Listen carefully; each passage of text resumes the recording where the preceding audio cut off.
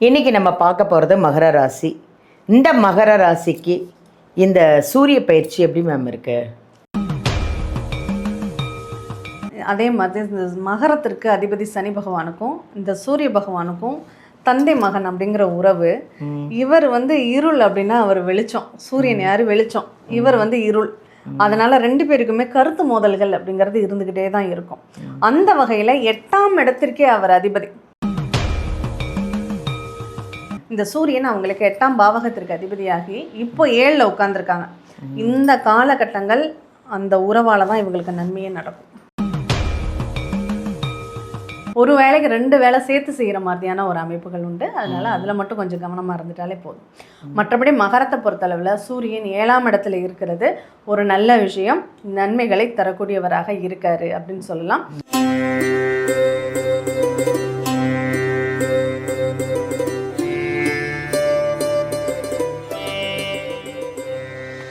எல்லாருக்கும் வணக்கம். நான் உங்கள் பாலாம்பிகா. எங்கள் ஜோதிடர் யுகம் சேனல் வியூவர்ஸ் அனைவருக்குமே ஒரு மகிழ்ச்சியான ஒரு வணக்கம் அப்படின்னு நான் சொல்லணும்.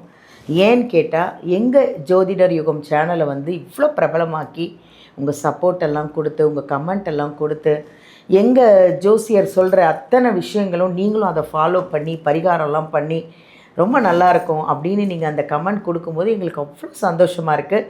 இன்னும் உங்களுக்கு என்னென்ன நிகழ்ச்சி, என்னென்ன விஷயங்கள்லாம் உங்களுக்கு கொண்டுட்டு வரணும் அப்படின்னு நாங்கள் அலசி ஆராய்ஞ்சிட்ருக்குறோம். ஓகேவா? அதில் இப்போது இன்றைக்கி ஒரு அருமையான ஒரு சூப்பரான ஒரு ஜோதிடரை பார்க்குறோம்.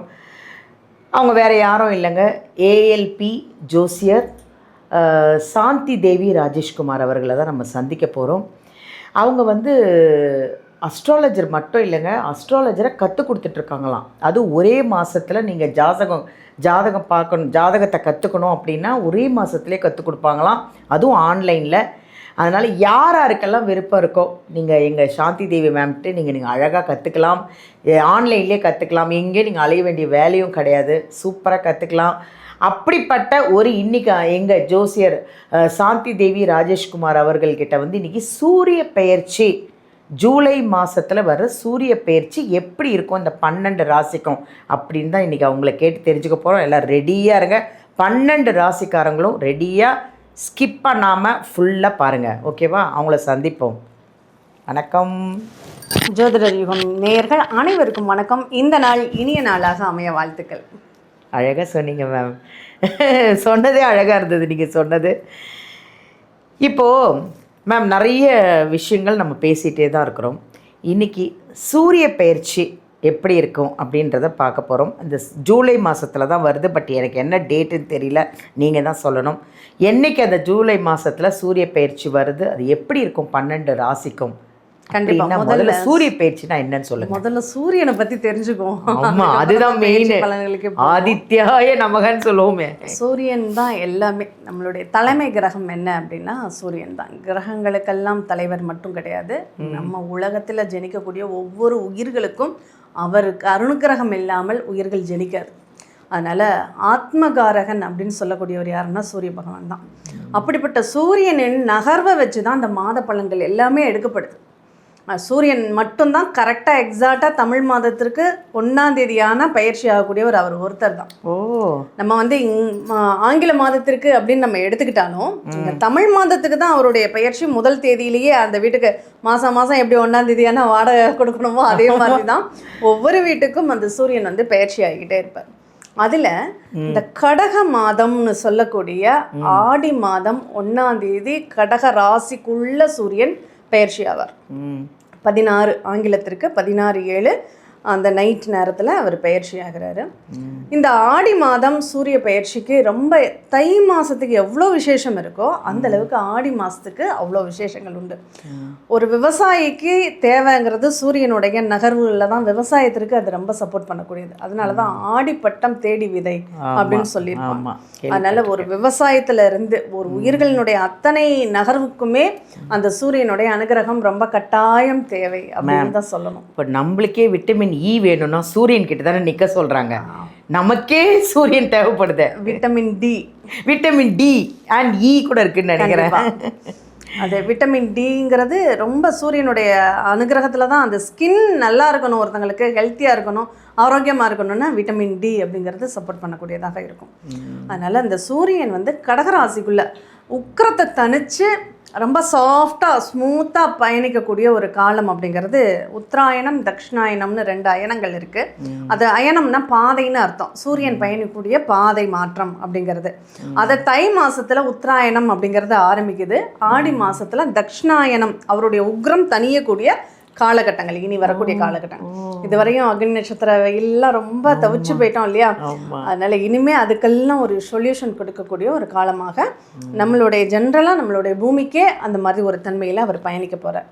இப்போ இந்த கடகத்துக்குள்ளே வரக்கூடிய இந்த சூரியனுக்கு ஒரு 2 பவர் இருக்குது அப்படின்னு சொல்லலாம். ஒன்று, நம்ம சூரியன் சந்திரன் தான் ரொம்ப ரொம்ப விசேஷமான கிரகங்கள். நம்ம கண்ணால் முழுமையாக பார்க்கக்கூடிய கிரகங்கள் எதுன்னா அந்த சூரியனும் சந்திரனும் தான்.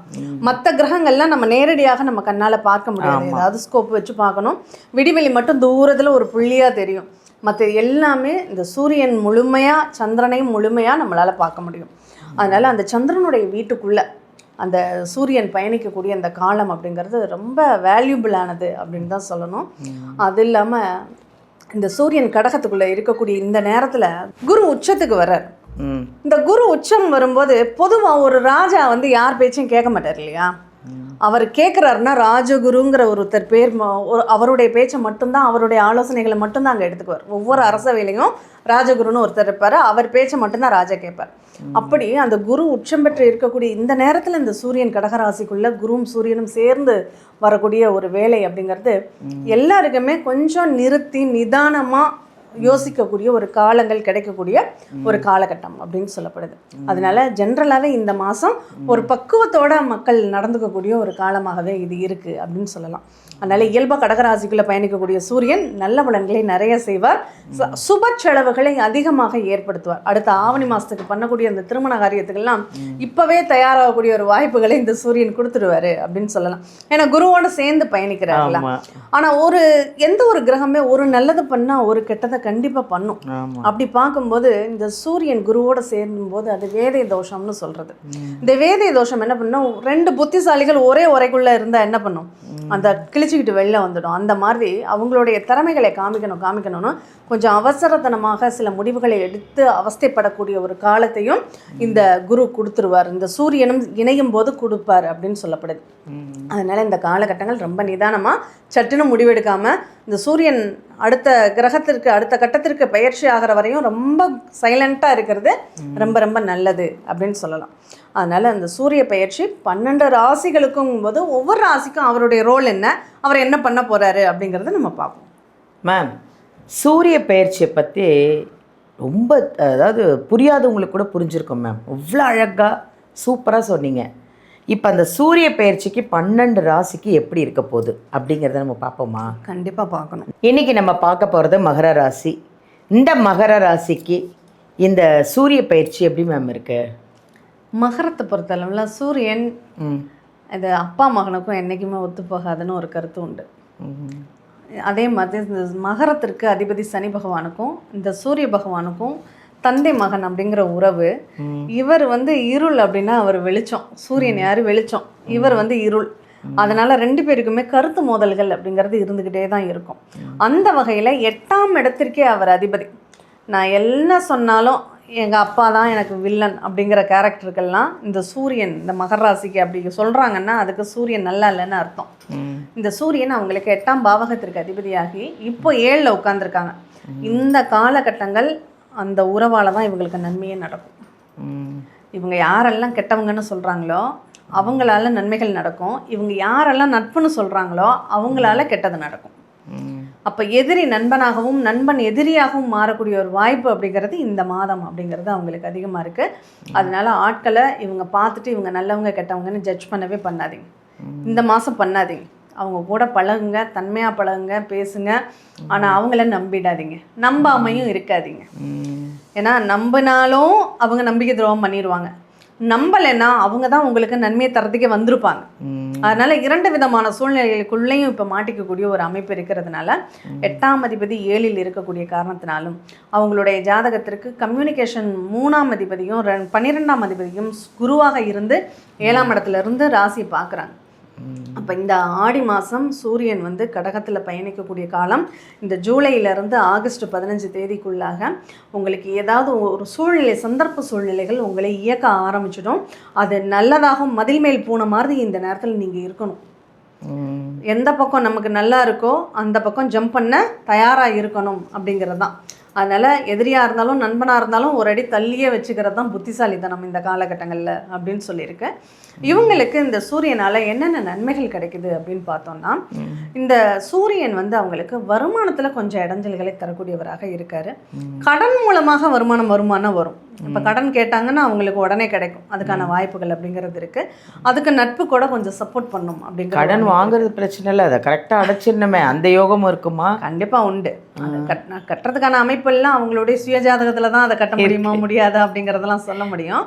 பட் இப்போ கடன் கிடைப்பதற்கும் அந்த கடன் கிடைப்பதற்கு நண்பனே அதற்கு துணை செய்யக்கூடிய ஒரு வாய்ப்புகளும் இந்த நேரத்தில் நல்லாவே உண்டு. கம்யூனிகேஷன் அவங்களுக்கு ரொம்ப நல்லா இருக்கும். திருமணம் சார்ந்த நிகழ்வுகள் இந்த காலகட்டங்களில் நல்லா இருக்குது. இதுவரையும் திருமணத்தில் தடை இருந்தால் கூட இப்போ திருமணம் சாதகமாக நடக்கக்கூடிய ஒரு வாய்ப்பு உண்டு.